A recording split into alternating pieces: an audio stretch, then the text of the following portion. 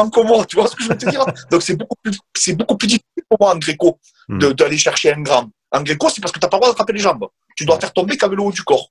Okay. Et en fait, à partir du moment où j'ai repris en considération ces leviers biomécaniques, et donc ces points forts et ces points faibles, et bien là, j'ai tout changé mon cheminement. C'est-à-dire qu'après, j'ai fait comme une toile d'araignée, hein, en fait, où j'ai joué sur le morphotype, mais il fallait que le morphotype, c'est la morphologie, soit en adéquation aussi avec le schéma technico-tactique que mon élève allait prendre. C'est-à-dire que il fallait pas que si ce soit un petit de taille crapule, il fallait pas qu'il boxe comme Mohamed Ali, de loin, avec les mains en bas, tu vois, etc. Au contraire, il fallait qu'il boxe à la taille zone. C'est-à-dire qu'il casse la distance, qu'il arrive, lui, à imposer sa distance à lui, tu vois. Et en fait, c'est comme ça, parce que comme c'est un sport où la technique est quand même extrêmement importante, il fallait que les techniques alors souvent, hein, c'est souvent bien fait le sport.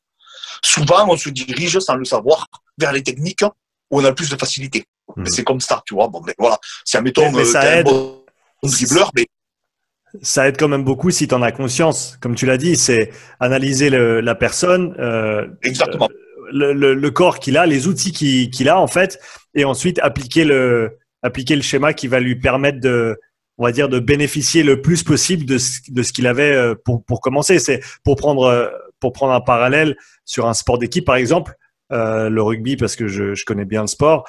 Si t'as une équipe si tu essayes de mettre en place un plan de jeu qui te demande énormément de mouvements, mais que t'as pas les mecs les plus fit, c'est peut-être pas la meilleure idée. T'as peut-être des mecs qui sont super techniques et qui peuvent jouer dans des petits espaces et il n'y a pas besoin de faire des grands allers-retours et donc faut vraiment regarder ce que tu as comme carte en fait. Faut regarder ta main et il faut essayer de jouer avec ta main. Faut pas essayer de jouer la main d'un autre.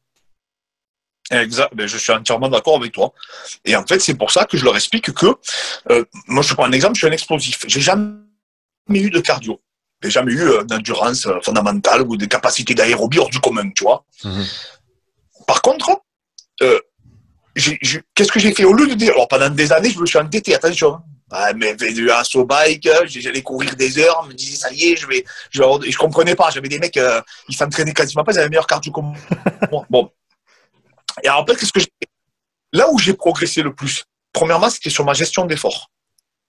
Ça, c'était la première chose. Mon intelligence, en fait, pendant les oppositions.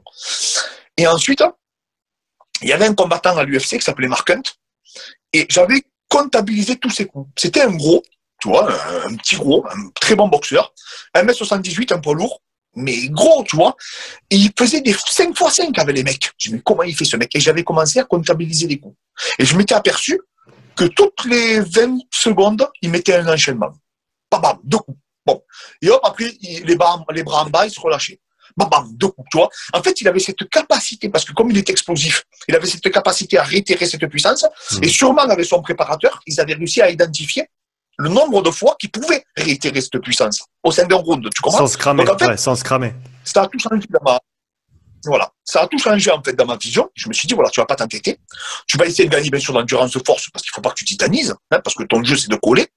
Mais par contre, il faut que tu sois capable de réitérer cette puissance. Alors pourquoi pas dans des phases d'action, arriver à descendre l'intensité pour après remonter. Et ça m'a fait créer des méthodes en fait, qui étaient adaptées pour des profils comme moi, qui sont plus force-vitesse, tu vois. Et après, ceux qui étaient plus endurance de force et endurance fondamentale, je leur augmentais le volume. J'ai dit, toi, profite-en. Tu as cette capacité à mettre un rythme élevé sur ton adversaire. Tu as cette capacité à produire pendant le combat. Produis. Habitue-toi à produire. Parce que toi, tu récupères mieux que nous. Et toi, tu peux nous saouler et nous imposer un rythme, comme c'est une discipline ouverte, et nous imposer ce rythme que nous